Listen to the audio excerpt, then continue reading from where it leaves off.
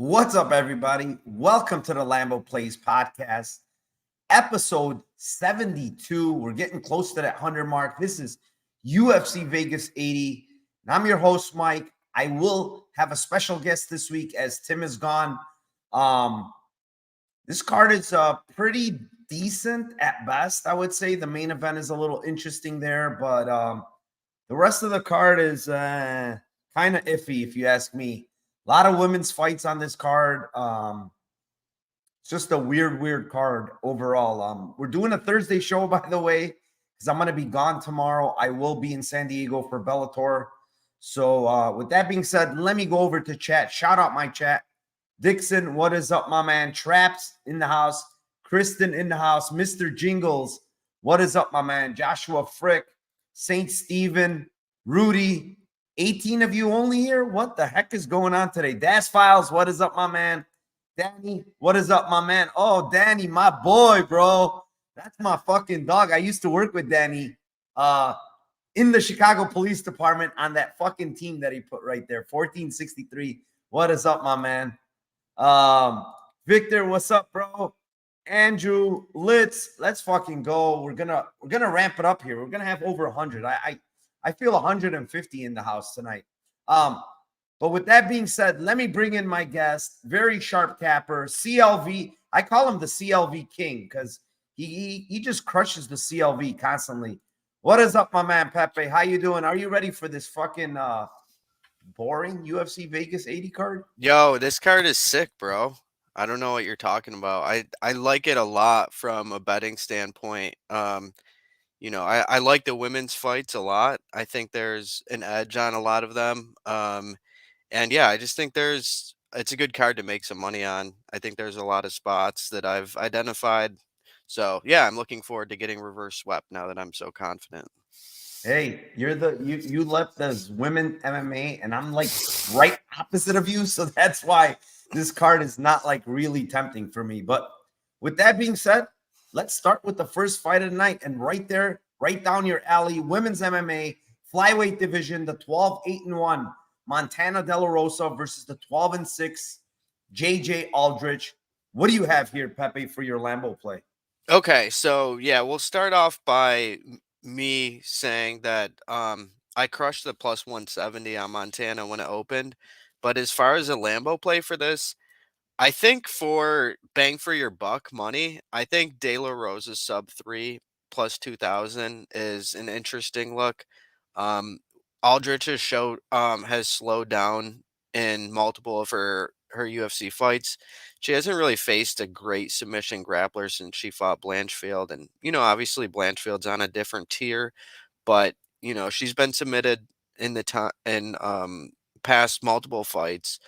And what it came down to for this one for me was that Lipsky was able to take her down 2 of 2 in the third round. So I think if JJ slows down and Montana has great cardio, I think she can continue to get takedowns as the fight wears on. And she's got a bunch of late subs on her record. So I like sub 3 as my Lambo play for this one.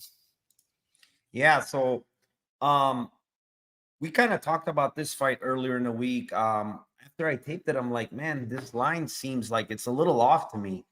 And the one thing that clearly sticks out for me with Montana Delarosa is the fact that when you look at her record, it's very, very deceiving to me because 12-8-1, but this girl's literally facing all strong grapplers, girls that are extremely strong in the clinch, that defend takedowns really well, that can grapple themselves.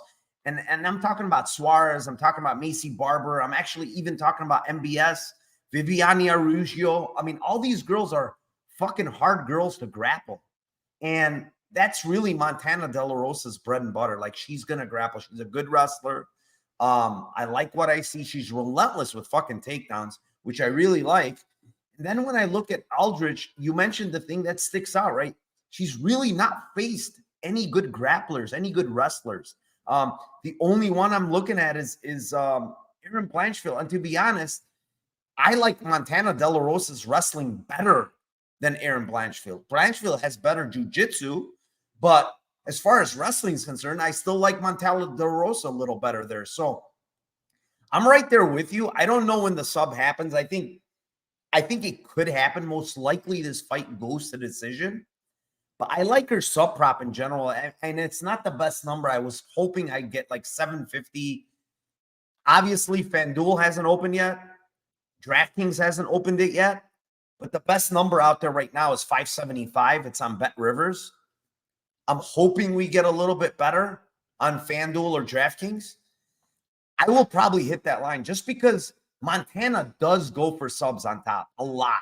She uses ground and pound, but I think she uses ground and pound so she can open up her opponent so she can go for the submission. So I'm right there with you with the sub, but yeah, round 3 is fucking juicy as hell.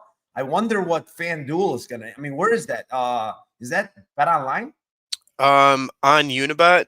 Oh, Bet Rivers Unibet. Okay. Yeah, and a lot of places clone their numbers from Unibet and Bet Rivers. Yeah. All right. Let's move on. Fight number 2. It is in the bantamweight division. It is the 12-3 Johnny Munoz Jr. versus the 24-11 Orichi Lang. This is another fight that I kind of went with the similar kind of theory behind the first fight, right? We got a guy that grapples pretty heavy in Johnny Munoz against the guy that is primarily a striker in Orichi Lang. And when you look at Orichi Lang, like, yeah, Perrin's okay at grappling, but he's taken him down multiple times.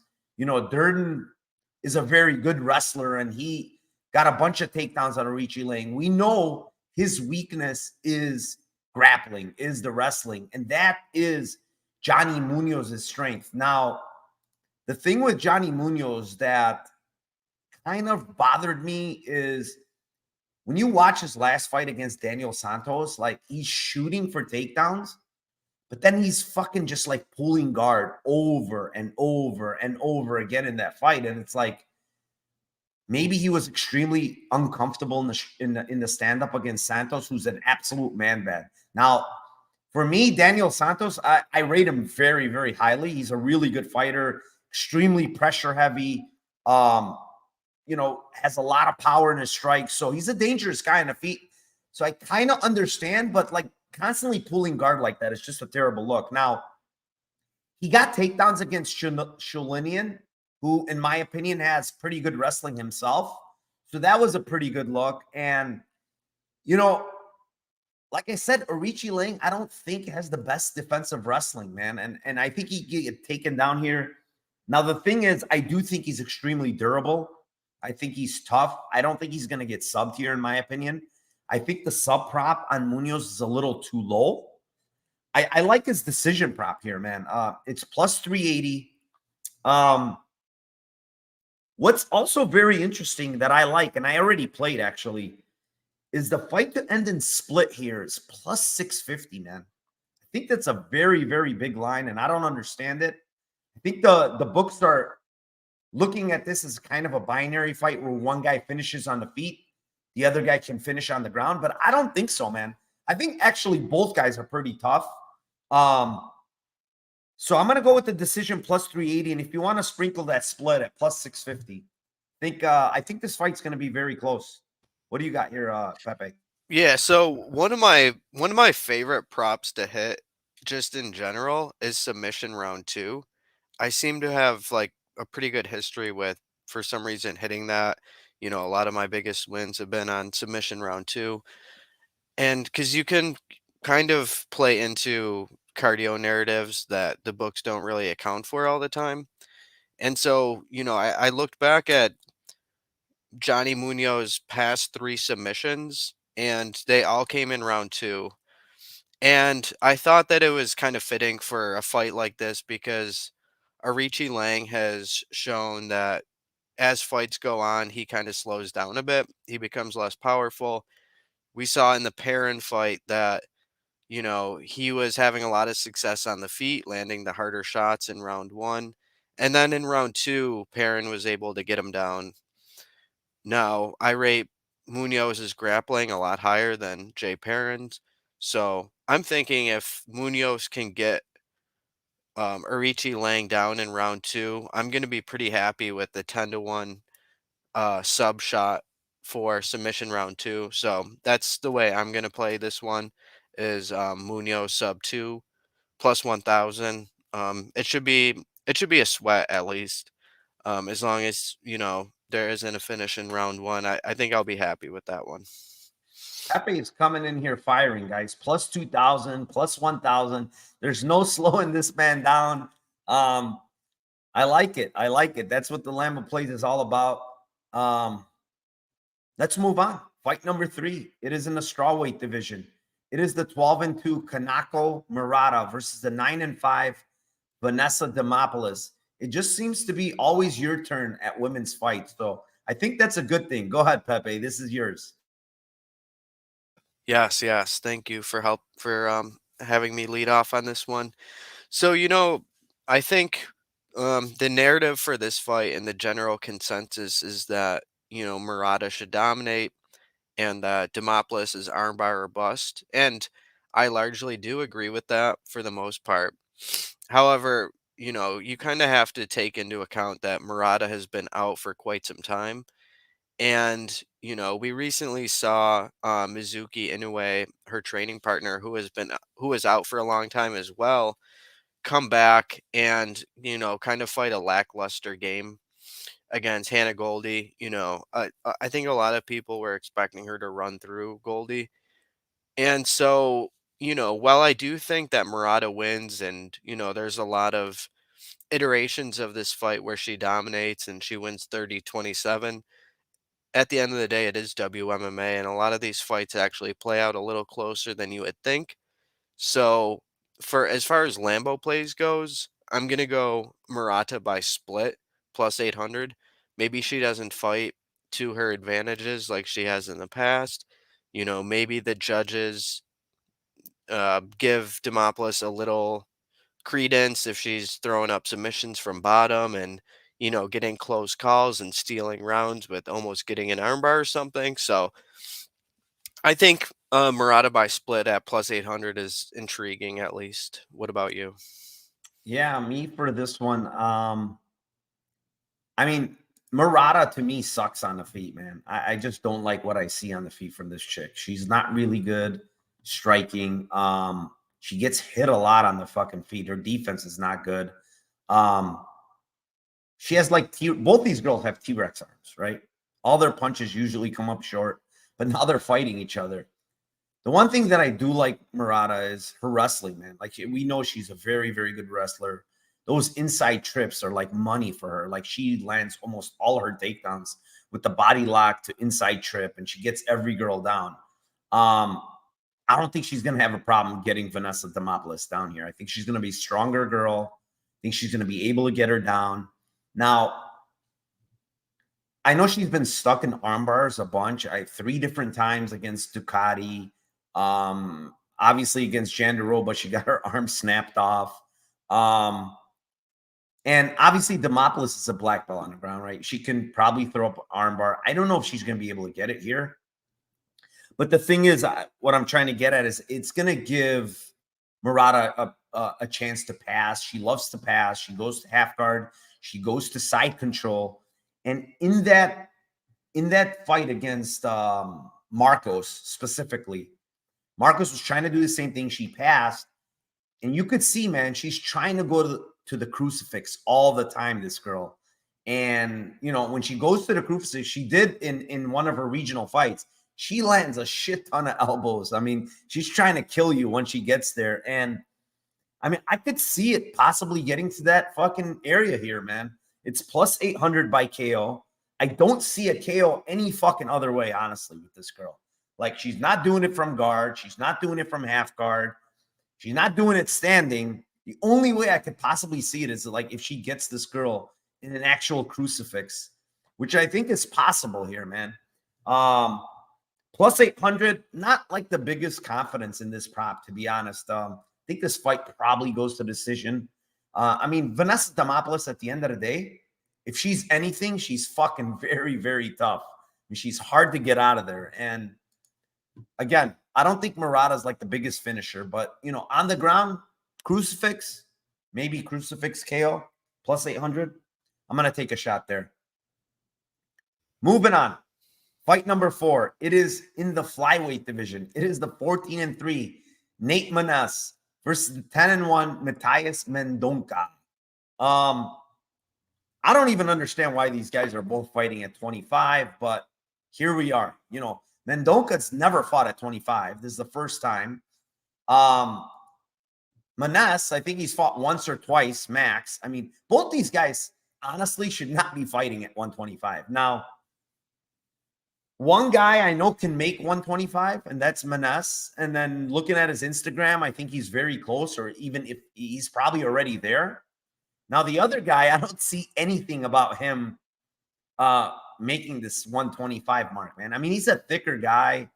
He's always fought at 35. I mean, he's not the biggest guy, but I don't know if he's going to make this mark, to be honest. And the one thing I do see with Mendonca that kind of sticks out to me is as fights play out, he does fucking slow down. And one in particular is Pedro Nobri fight. Like, he was slowing down big in that fight. Even though he won round 3, he still slowed down in that fight. Rutsin Kelokan fight also, where he lost the second, I think it was the second round he lost, but he came back, he won, but both guys were severely gassed in that fight. Maness, the one thing with Maness to me is he's a fucking dog, man. He's hard to get out of there.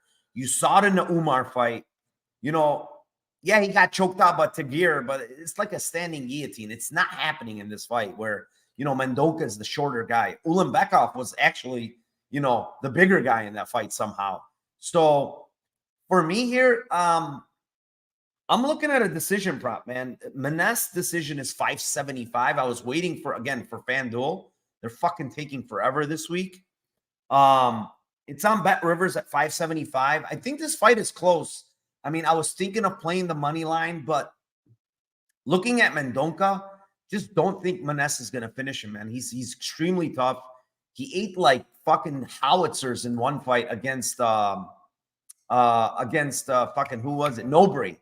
And I mean, he's got a very, very good chin. He's a typical shootbox guy, extremely durable and tough. So I'm going to go with Maness decision plus 575 here. I think this fight is closer than what the line indicates, but this line's been coming down a lot lately. So I'm just going to go with decision on Maness at plus 575. What do you got here, Pepe? Okay, so this is one that I've like only half taped, and the reason why I haven't fully looked into it 100% is because I'm worried that one of them won't make weight and that they're going to scrap the fight. And you know, with so many fights that I look into, it hit the bottom of the priority list. And my initial lean was actually similar to what you were saying, was, you know, that it goes late, and you know, I did favor the decision. But one of my sharp boys is on the under and doesn't go the distance pretty big, and I trust his opinion pretty well, so I'm gonna relook at that. Um, you know, I do kind of understand his perspective on it. You know, while Maness is quite durable, you know, he's gotten hurt in a ton of fights. You know, like the Gravely fight could have been stopped. You know, the fight could potentially be at like a pretty crazy pace. Um, and we haven't seen Mendonca's durability at 125. There's a lot of volatility in this fight, to be honest. You know, Lapalus finished Maness to the body late in the fight. So yeah, it's not one that I've placed any money on, and I'm gonna, if they both make weight and look fine, I'm gonna retape it and look into it deeper. But my lean for the Lambo show was Maness decision as well. All right. I took a little bit of the over here too at plus money. I know Mendonca can bring a crazy pace, but when you look at him historically, the dude doesn't really have. I mean, half his wins are fucking decision, you know. Yeah, So he's still young though. He's still young. he's young, and the thing is, I honestly I don't see the same like pop in his punches like a guy like what's his name, like that other shootbox guy, right? That we were just mentioning. I mean, he doesn't. I don't. To me, he doesn't have Daniel that pop. Santos. Yeah, he just doesn't have that pop that that dude has. And so, and also on top of it, like I said, Maness I think is tough. But yeah, the one thing I am scared of is that exactly what you said. The weight cuts for both guys, like maybe they're compromised, but then I kind of feel like this: if both guys are cutting to 125, then also their power is probably kind of getting depleted as well, right? If it's a tough cut, which I think is going to be a tough cut for both of them. So Yeah, that's kind of why I think it brings in like even more volatility with, all the concerns that we have with the weight cut. So, yeah, yeah, I just don't have a solid read on it, to be honest. yeah, it's probably smart. Moving on. Fight number 5. It is in the strawweight division. It is the 15-7 Carolina Cakage versus the 15-7 Diana Belbita. These girls have similar records. Again, Pepe, look at this. Yo, that's Women's hilarious. MMA. I got the WMMA fight to tee off again. That's great. And this is one that I actually have wagered real dollars on. And I wagered real dollars on Diana Belbita, and I know a lot of people are gonna give me shit about that, and say that I'm burning money, but I burn money all the time, so I'm not worried. But I do think Belbita is the side in this fight, and the one thing that the one reason why I think KK could have a little more difficulty with dealing with Diana than she has with her previous three opponents is that Belbita has a way longer reach than Demopoulos, Silvana Juarez, and Felice. She has a 4-inch reach advantage, 4 inches taller. She's 10 years younger. She pumps a ton of volume, and your striking doesn't have to look the prettiest in order for judges to score it. And I think Diana has a lot of things going right for her in this particular matchup. Well, I do think that Carolina can I could look like a complete idiot. Carolina can take her down and dominate her in grappling, and I look like a fool. I'm willing to take the dog shot, but as far as Lambo plays goes, I still want to be supportive of Diana in this spot. So my play is Belbita by split plus 550. Yeah, I'm just gonna go with split in general here, man. I think it's gonna be a close fight. What's the line for split It's in general? 350. It's 350 in general. I think that's the way to go instead of taking just 550. Just because I mean, looking at this fight, like it's to me, it's literally volume over kind of like optics, and I don't like how Belbita like lowers her head and just like chucks punches. I mean, I know she's tucking her chin, which is good, but she's literally lowering her head when she throws. She throws a ton of volume, but I do think Carolina's going to be able to land on her here, like almost all her opponents. Like Maria Oliveira, who's not very good, was landing on her a bunch.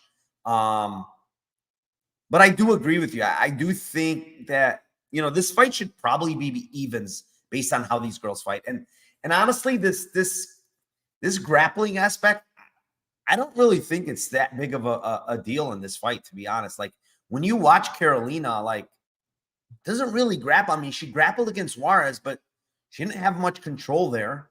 And the other thing I noticed is Belbita's hard to fucking keep down, man. Like McCann took her down a shitload of times. She pops right back up. And the other thing you got to remember, she's long, right? So she's got longer limbs. Not going to be easy to just get her down. I mean, you can clinch her up against the fence, but then she'll knee you. She'll throw all types of bullshit on the fence. So, again, I'm just gonna go split here. I think this is a very, very close fight. I think it's like an evens type of fight, and you're getting a shitty split decision, but that's how it is with these women's MMA when it's basically two strikers, and one is a volume girl, the other one's just trying to probably hit the better strikes, the better more power. But I don't know, man. Like this fight honestly is split written all over it. Unless, like you said, Carolina dominates in the grappling. But I just don't see that. I don't see it Yeah, on tape. the thing is, Carolina slows down in all her fights too. So Belbita has a great gas tank. I think Carolina could grapple early, but I think the later the fight goes, the more it favors Belbita, and you know, Carolina was able to get a lot of volume off on Demopoulos and Juarez because their reach is so small. Belbita's going to be able to keep distance a bit better. She's good in the clinch. She's going to be kneeing her in the body. That's going to zap the gas tank even more. So, yeah, I think it's going to be competitive on the feet, and that the split prop is decent. Yeah, I mean, a lot of people in chat, KK money line, but Bro, man, people hate Belbita.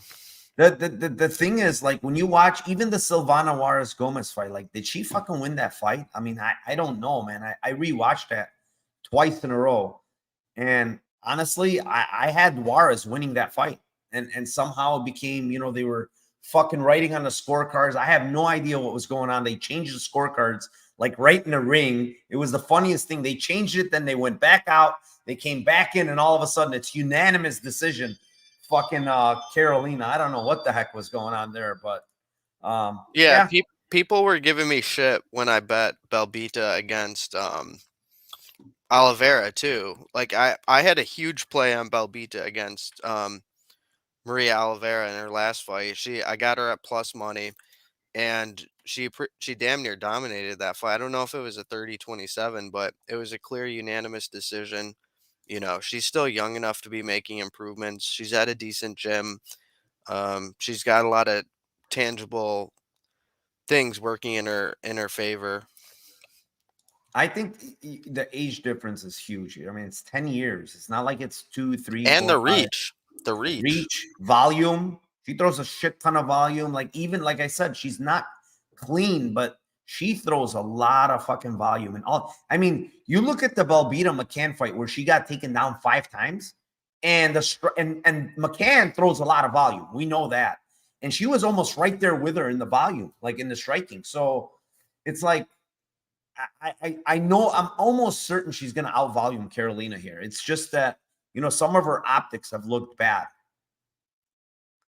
Moving on. Fight number 6. It is in the light heavyweight division. It is the 17-5 Felipe Lins versus the 17-9-1 Ian Cutelaba.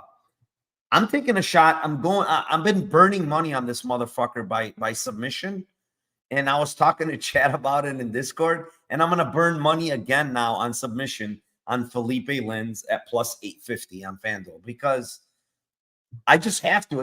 This is my routine with Felipe Lins and betting his sub prop, because honestly, I have to bet it here, especially versus who he's fighting, Ian Cutelaba. Like, he's gonna go grapple, he's gonna stick his neck in there. We've seen him stick his neck in there and get subbed. Felipe Lins, when I watched tape in his PFL, I saw him get a very nice guillotine against the Brazilian Caio. He also went for another guillotine against Jared Rosehalt. So he goes for him. He's a Brazilian Jiu-Jitsu black belt. In his interview, he clearly said that he knows this guy's going to grapple, so he's ready for it. So whatever that means, whether it's going for subs or defending takedowns, I don't know. But, it is this. I think this fight's ending one way or another. I have a bet on the under 1.5, pretty big here. I just, if this guy lands on top in full mount or half, he's probably going to finish Lins. And on the feet, he can land a big bomb because he does throw with a lot of power. But if not, he just melts, man. Cutelaba is a guy that just melts. So I'm going to go with Felipe Lins by submission, plus 850 on FanDuel. I have a play on it. I think I got it at 900, but it's 850 best price now on FanDuel. What do you got here, Pepe? Yeah, dude. I think you broke it down quite well, and I'm completely on board with you. I want to take a look at what Cutelaba sub 1 is. Or not Cutelaba, fucking Lynn's sub 1. Okay, so we got plus 1200. Um, yeah, it's not actually too much different than the submission prop in general. So, yeah, I would also go with the submission. There's no way you can play Cutelaba. Um, it's hard to really picture a win outside of a KO1, for him in this spot. Linz has shown that he's got good cardio and that, he'll drag him out if he needs to. So, I favor if it goes 15, I favor Linz quite a bit. Um, but yeah, I think the submission's mispriced with how quick Kudalaba is to tap and wilt. Like, when's the last time Johnny Walker got a submission? Exactly. Exactly. It's plus 1800, by the way, sub one on Well, FanDuel. oh, On Fan. nice. Yeah. I think If, that's if solid. I think that's solid. yeah, I kind of lean more like round two, but Yeah, I think to be fair, I bet sub 1 and sub 2 just in the name of transparency. I bet them both. I might yeah, have to take a little stab on just the regular submission. Um, but yeah, I'm big on the under as well. bro, sub two is 3100. I I have know, I know. I I have mean that. if he gets it, fine. But I'm probably burning money like And usual on Felipe Lins. But like I said, I've been lucky as hell with these submission round 2 props. I So hope you're lucky again. I Hope know. you're lucky again I for this can't one. dude, that would be so fucking awesome if Linz gets the round 2 sub. I'll All I'll right. fuck I'll fucking send one of the people in chat fucking $50 if he does. There you go. You heard it from the man himself. He's gonna keep his word. Um, moving on. Fight number 7. It's in the featherweight division. It is the 17-7 Bill Algio versus the 14-6 Alexander Hernandez, and this has been the Twitter war of the week because I've seen it all over Twitter, descending arguments and all types of shit. So, Pepe, what argument do you have for the people here? So, yeah, I don't know what side you're on. I don't remember. But for me, Algio is definitely the guy. I don't like betting on people who are quitters, people who wilt. That's not people I want to be trusting my money on. Um, Despite betting Cody Brundage the other week, I got super fucking fortunate. That was a terrible bet. But it Bro, cashed Brundage is nonetheless. the man for quitting there. I love Yeah, him. I know. But it kind of reminded me, despite it being a winning bet, it kind of reminded me like um fuck betting on these quitters, you know what I mean? I got lucky in that, I'll take it, but going forward, I don't want to be betting on people like that. That's why I'm fading Kudalaba, and that's why I'm fading Hernandez as well. I get it. He went 15 minutes with Jim Miller. That was back up at 155. We're back down at 145, where his only showing was, him getting finished in round 2 by Billy Q.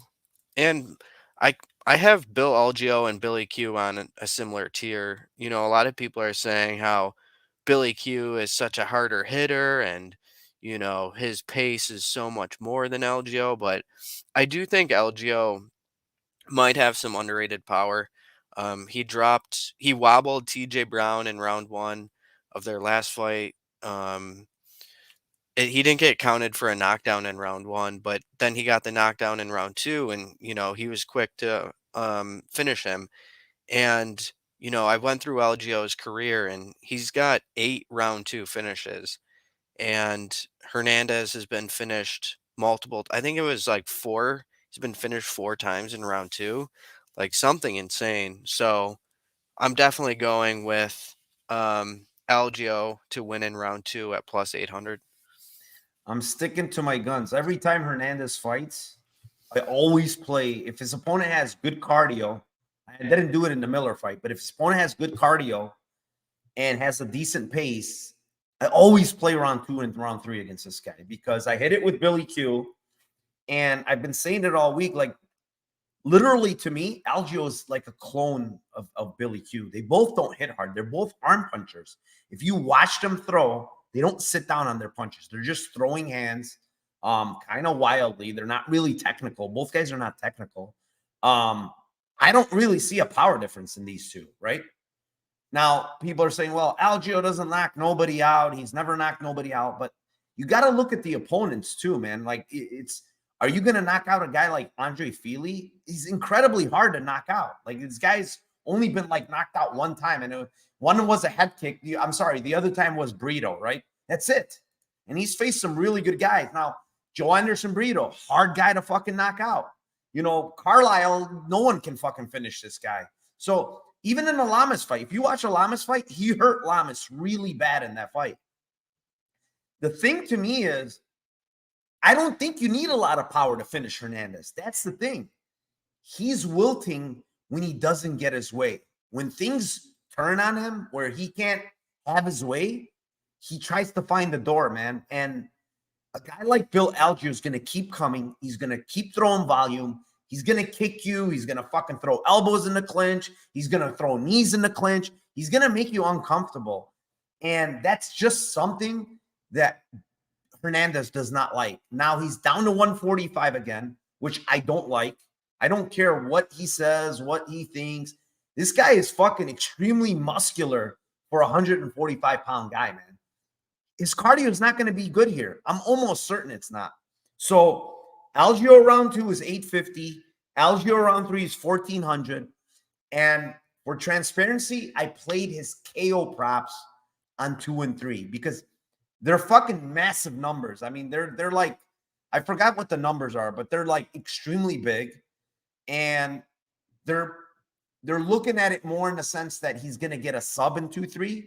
I think opposite. I think he's going to get a KO in 2-3 because when a guy wilts the way this guy is, Algeo is just going to keep throwing. This guy's just going to give up. He's not going to do anything back. Fight's going to be over. So KO2 is like 3,400, and then KO3 is like 5,500. I'm just going to take it. It's a no-brainer for me versus a guy that doesn't have good cardio against a guy that has very good cardio. So Yeah, I agree with you. I think the hard part is with identifying whether it's going to be a knockout or submission. That's why I kind of like just taking the round props in general. yeah, Um, I would be pissed if, he ground and pounded into a submission or one way or the other and I missed out because, either way they're decent prices. that's why I'll take 2 and 3, and then I sprinkle smaller plays on whatever prop I like. Yeah, yeah, Obviously I like the KO more, yeah, so I'm yeah, going to sprinkle there. yeah. Since they're both so live, you don't want to miss out. Exactly. Never. I never. If I'm playing a 2-3 prop, usually it's always I'm playing 2-3 and then sprinkling small on the prop I like. Moving on. Fight number 8. It is in the lightweight division. It is the 26-12 Drew Dober versus the 22-7-2 Ricky Glenn. Pepe, your turn, my man. Yeah, so I think the general consensus on this one is that Dober is gonna knock him out and probably knock him out early. It was a really bad look to see how easily he was knocked out against Christos Yagos, and he kind of has a history of poor striking defense, and that's not something that you want in a striker as sharp and good as Drew Dober with as much power that he has. It's kind of a terrible matchup for Ricky Glenn, in my opinion. But the way I wanted to target this one is to fade the round 1 KO and do Dober wins in round 2. Apparently, he was talking in interviews about how he wants to fight a little smarter, more intelligent, not as reckless like he has in previous fights. So I like him to take his time a bit, not rush anything, and then eventually find the finish in round 2. I kind of think Rick Glenn has one foot out the door and that, this is probably going to be his last fight. And, they want to award Drew Dober for, all the great fights that he's created for the UFC, all the highlight clips. He's definitely someone that you can put on a pay-per-view card. So I think they still want to save some equity in what he brings to the table. And, they're serving up a pretty good matchup for him. Yeah. I mean, broke it down really good. I just think they're putting this on a platter for him, to be honest. I mean, he's faced fucking killers, killer after killer, really good fighters, guys that are young, hungry, have a lot of power. All these guys. I mean, you look it up and down the guys that he's recently fought. They all have power. They're young, they're athletic. And now they serve him Ricky Glenn. They're saying, Drew Dober, thank you for your services lately. Here you go. Here's a guy that just got one punch knocked out by fucking Yagos, who doesn't hit nowhere near as hard as you do, who's not as fast as you are. So for me, it's like, I think it happens in round one, to be honest. It's just the way Drew Dober fights. He comes out, and he's just swinging for the fences early.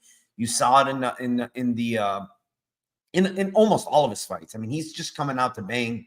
Now, the only thing that I'm concerned about a little bit here is if Ricky Glenn is very, very hesitant here and he should decide to clinch and do stuff like that, where, he kind of, takes the time off, and because he just recently got knocked out. I think that was his first time ever, by the way.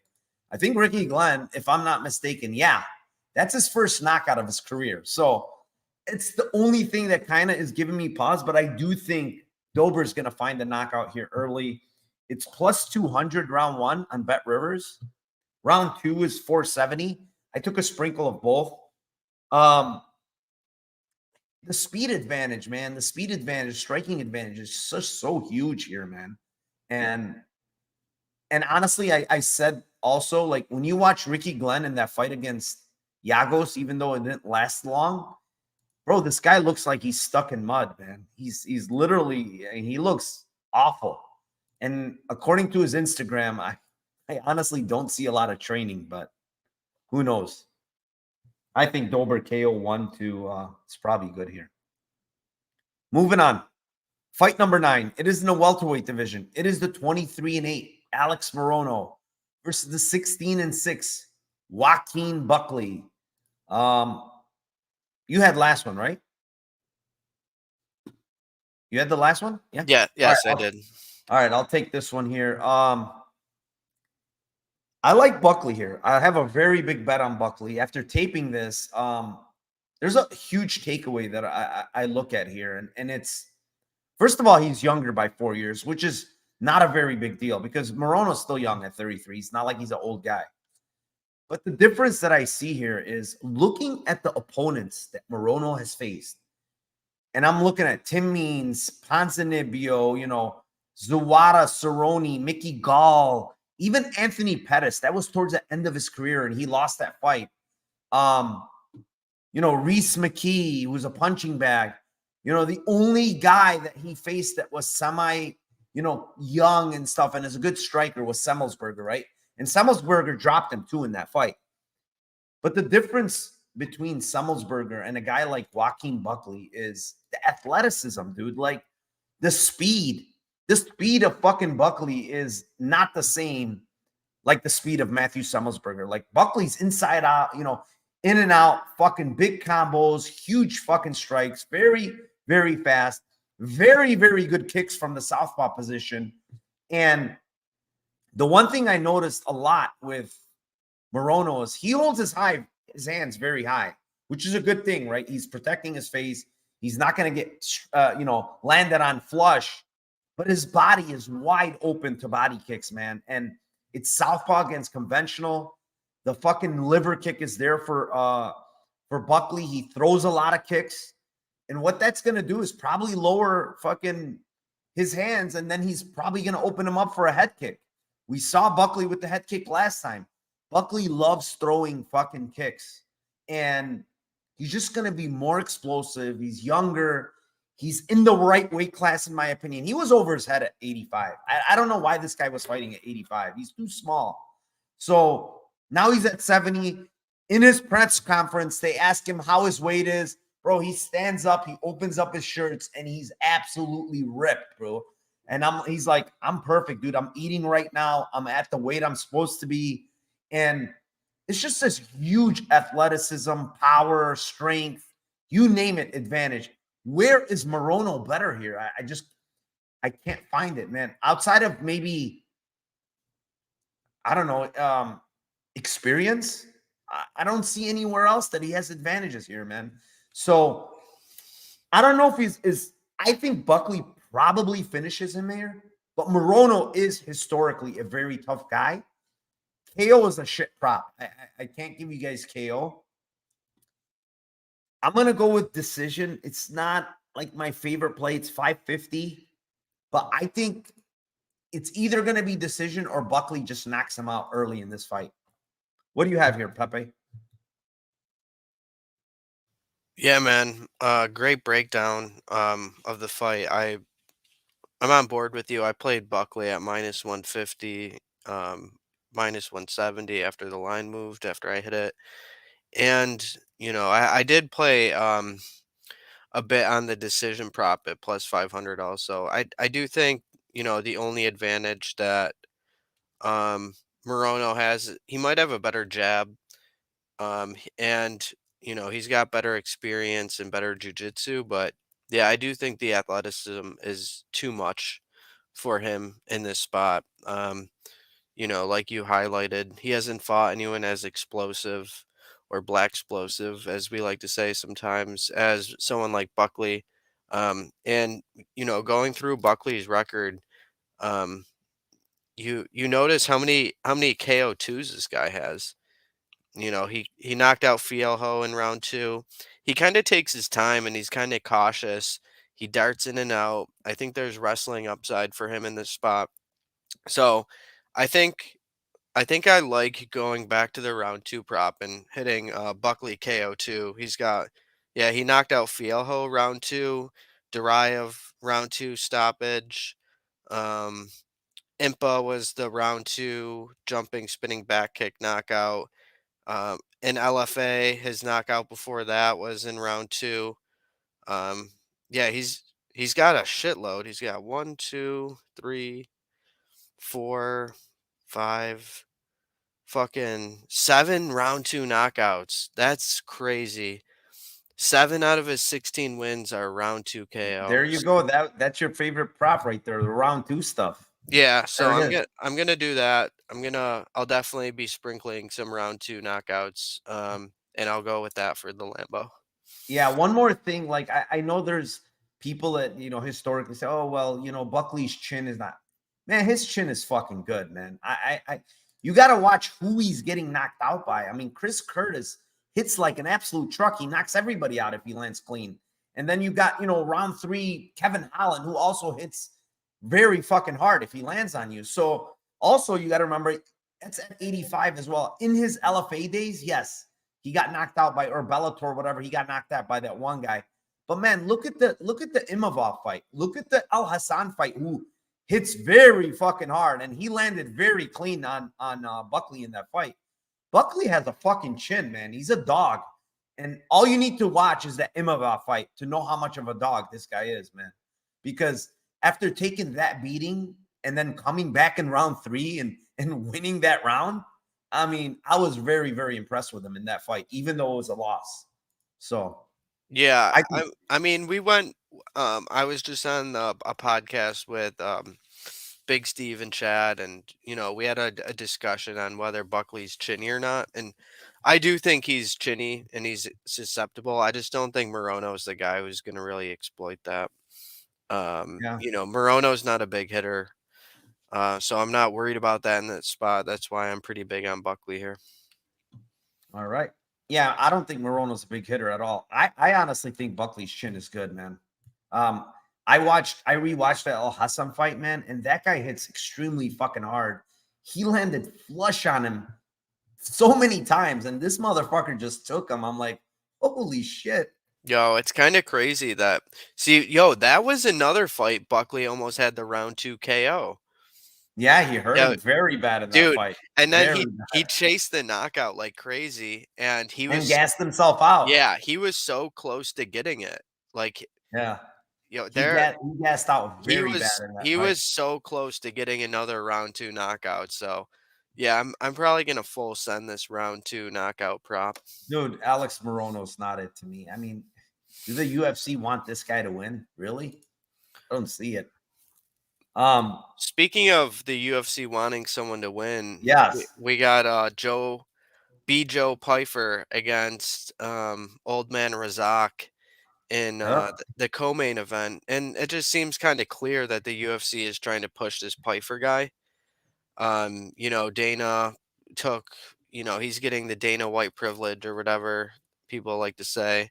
Um, and while I do favor Pfeiffer, I think the line is probably a little mad, definitely out of hand in my opinion. I wouldn't be comfortable parlaying Pfeiffer at this price whatsoever. But what I do think the books don't have calculated properly is the submission prop for Pfeiffer. He talked in his interviews about, the grappling advantages that he has in this spot and how Razak complained about Buckley's wrestling and that Razak's only chance of winning is a round one knockout, and he's not going to let that happen. So I think Pfeiffer grapples, and I think the sub props are wide for that. So the play that I will get for this one, I think the sub prop is solid to hit, but also Pfeiffer sub 2 plus 1800 in spots is pretty crazy. 31. Oh, wow. Where's it I 31? I I hit it. It was on FanDuel plus 3,100, dude. Is that still there? I think so. I Let me might see. if it is, I'm hitting it live on air. Yeah, 30. I hit him round 2 and 3 because round 3 is 5,000. I just hit it for shits and giggles because I don't think this fight gets there. But round 2 is 3,100 on FanDuel currently. So yeah, I'm right there with you. I took the sub prop at 600, but sub 2, sub 3 are just I wouldn't mess with, honestly, I wouldn't even touch sub 1 because the line is just almost like the fucking sub prop. Like it's 900. Just take the sub and then fucking sprinkle 2 and 3 if you want. 3,100, 5,000 is fucking nuts for the guy that clearly says in his interview, he says, Razak was complaining about Buckley grappling. Well, guess what? This is an MMA fight. That's what he said. So he knows what's up. He knows Razak has a lot of power. He kind of mentioned he has a lot of power too. He has more power, he said. He said, I have more power than him. So I didn't want to kind of hear that. But I do think if he's smart, he should be grappling, right? Why fucking go toe-to-toe with this guy and give him the opportunity to KO you? Because I do think defensively, Pfeiffer gets hit a lot. And you don't want to get hit by Razak if he's loading up. And the other thing with Razak that really is weird, when you look at his interview, bro, all he's thinking about is Buckley. It's all he's talking about is Buckley in his interview. Like 5 minutes of his interview is about Buckley and how he wants to smack Buckley and how Buckley's acting like a friend to him, but he wants to smack him. It's like, bro, you're fighting another guy. Concentrate on the guy in front of you. But yeah, we're both on the same page. I got Pfeiffer sub 2, 3 for this one here. With that being said, guys, 75 of you in here, hit the like, please, before we go on to the main event. I just smashed the Pfeiffer sub 2 on FanDuel, so Yeah, they limit me. Get in while it's hot. I can't smash it. I can put 2250 on it. That's what they let me max. So I have to sprinkle like 2, 3, and I do it all different varieties so I can add more money. 1, 2, and all that other shit. But yeah, guys, hit the like, subscribe to the channel if you haven't, please. And with that being said, we will move on to the main event of the night. And it is in the lightweight division. It is the 21-1 Grant Dawson versus the 14-1 Bobby Green. And I got a hot take for this one, guys. I like Dawson by KO, man. A good bit here, honestly. I think it's a GNP KO here. Just because when I watch Green, man, this dude is not going to let you sub him. He's just not. He's not going to give you the fucking sub. He hasn't been subbed in fucking ages. I can't even remember when the last time he got subbed. Let's see here. When is the last time this dude got subbed?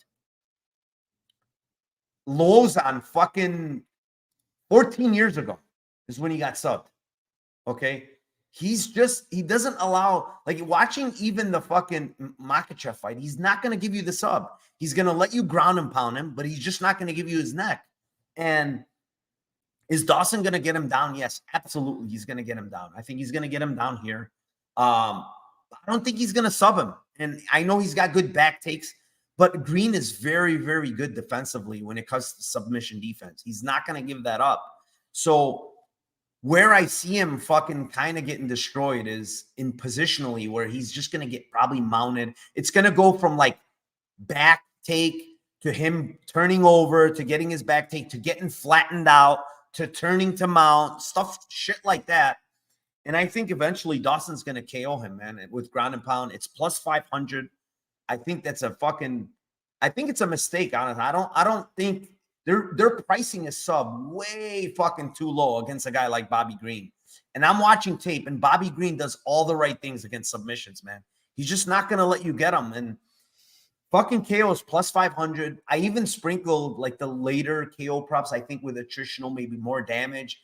Round 3, round 4 KO. I just think he's going to pound Bobby Green out here.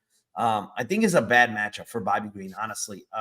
I know there's people that like Bobby Green that think if this kind of goes deeper, that that this guy might slow down. And you know, it's possible because he did in that fight against Ricky Glenn.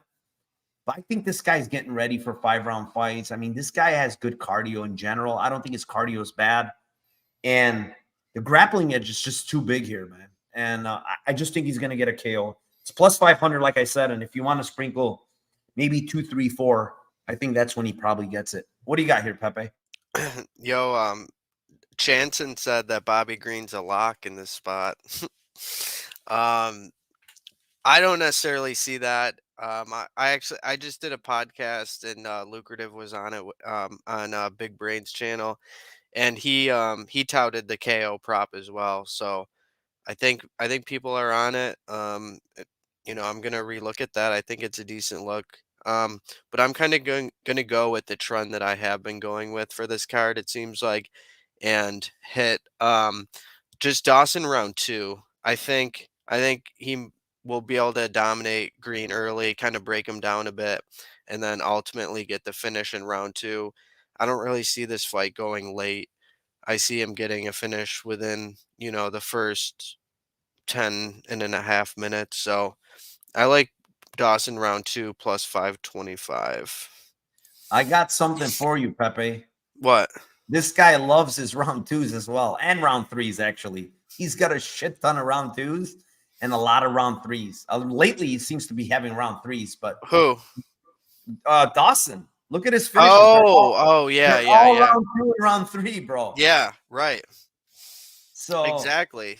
It seems like a um, lot of people on this card are late finishers, so yeah, we're either gonna get rinsed on these fucking props, or we're gonna absolutely hammer the books with these 2, 3 props. I know, right? I It's I one of those cards. I got a good Lambo parlay. All right, Um shoot it for the people. okay, so we're gonna go with Pfeiffer sub 2 plus 3,100, Munoz sub 2 plus 1,000, Buckley round 2 plus 500.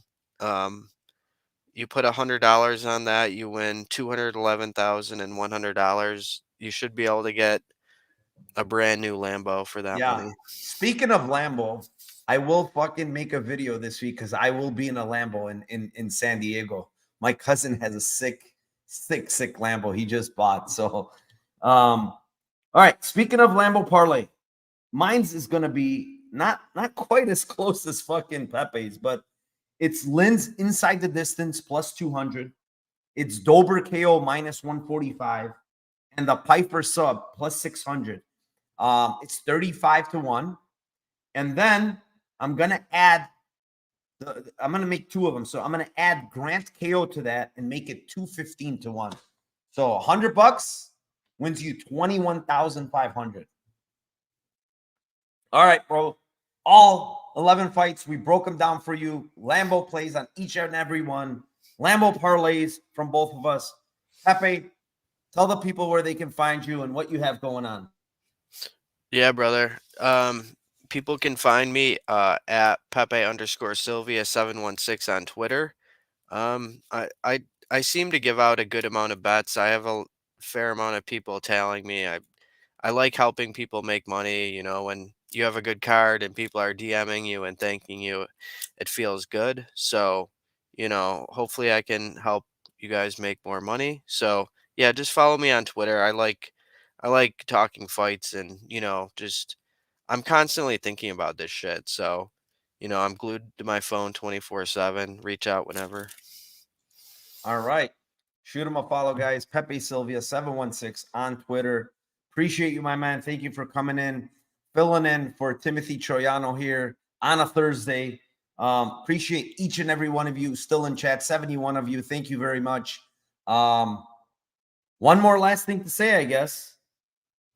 Let's fucking cash those tickets for UFC Vegas 80.